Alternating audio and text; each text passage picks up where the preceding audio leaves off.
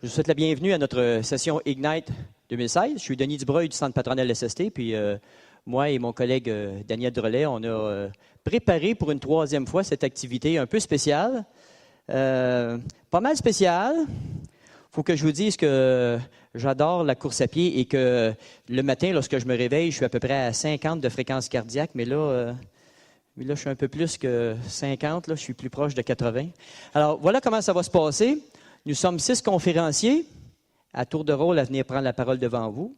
Le défi, c'est de vous exprimer une passion que nous avons. On veut vous communiquer notre passion. Donc, ça peut être tout sujet, très différent de la santé et sécurité, bien sûr, mais en même temps, de vous exprimer notre passion, on souhaite faire un lien avec le volet santé et sécurité, là. C'est un peu ça qui va se passer. Donc, nous serons 6 personnes. Daniel va me donner un bon coup de main. Chaque présentation dure 5 minutes. Il y aura un petit délai entre chacune des conférences. Daniel, il est bon là-dedans. Il va voir à ce que ce soit le plus efficace possible. Et puis, je suis le premier à prendre la parole. C'est ça. Donc, j'ai demandé à Daniel de faire le départ officiel pour être en lien avec ce de quoi je vais vous parler. Donc, je vais faire le décompte. À vos marques. Prêts? Partez! Alors, il faut que je vous dise que une de mes passions, ce qui m'allume, pour ceux qui me connaissent beaucoup, c'est la course à pied. Et aujourd'hui, c'est vraiment ce de quoi je veux vous parler. Alors, je veux aussi vous parler et surtout du temps de réaction pour les coureurs qui sont au bloc de départ du 100 mètres. Et on va faire un petit bout de chemin ensemble de cette façon-là. Donc, vous connaissez certainement le principe des commandements pour un départ. Il y a toujours le « à vos marques, prêts, partez ». Et le temps de réaction du coureur, c'est la période qu'il y a entre le coup de fusil et le moment où le coureur met une pression sur les blocs de départ. Et ça, c'est une période très, très courte, bien sûr. Or, il y a un problème. Le problème, c'est que entre le corridor numéro 1 et le corridor numéro 8, pour les 8 coureurs, il y a à peu près 8 mètres de différence entre le corridor 8 et le numéro 1. Donc, ça crée une espèce d'injustice parce que la vitesse du son, vous savez, le son se propage dans l'air à 330 mètres par seconde. Et donc, il y a vraiment une injustice entre le 8e coureur et le premier coureur. Donc, ce que l'on a fait en 1995 pour la toute première fois, et c'est comme ça depuis tout le temps, puis ça va sûrement demeurer tout ça, comme ça, c'est que, vous voyez, on a mis une espèce de haut-parleur sur chacun des blocs de départ, et comme ça, le son arrive dans l'oreille du coureur au même moment, et il n'y a plus de problème entre le 8e et le premier coureur. Donc, il se passe à peu près ça.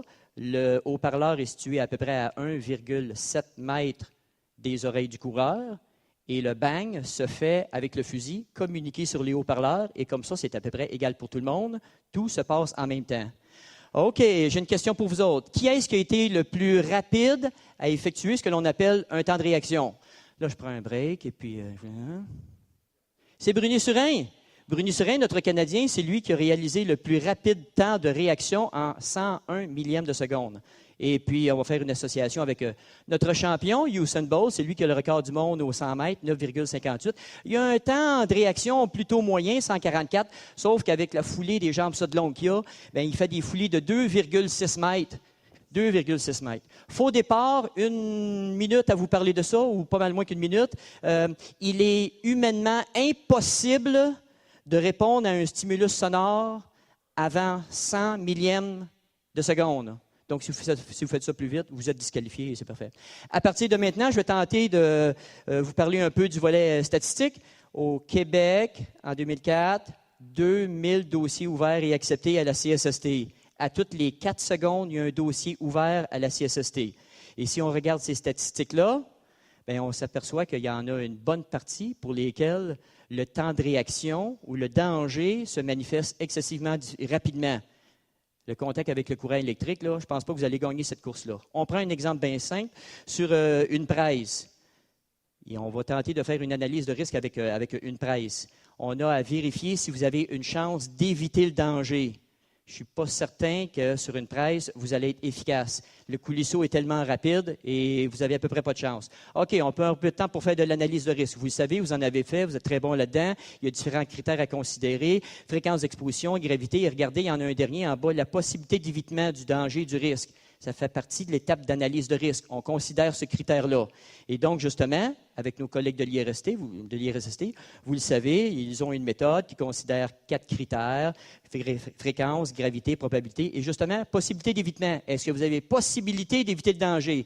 Il y a une relation à faire là avec l'analyse de risque et le temps de réaction. Ça, c'est encore une fois un visuel sur la méthode de l'IRSST. Vous voyez la 4e colonne, la colonne en vert, c'est la possibilité d'évitement du danger.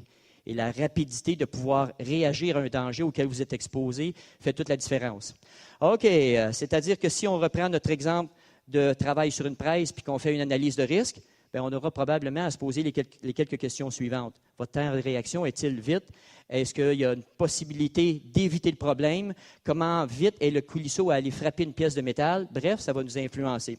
OK, mes 5 minutes achèvent, c'est parfait, tout va bien, je suis encore là. Chez vous, dans vos opérations, avez-vous ça, des opérations pour lesquelles le temps de réaction est très, très minime? J'ai une bande vidéo pour vous autres.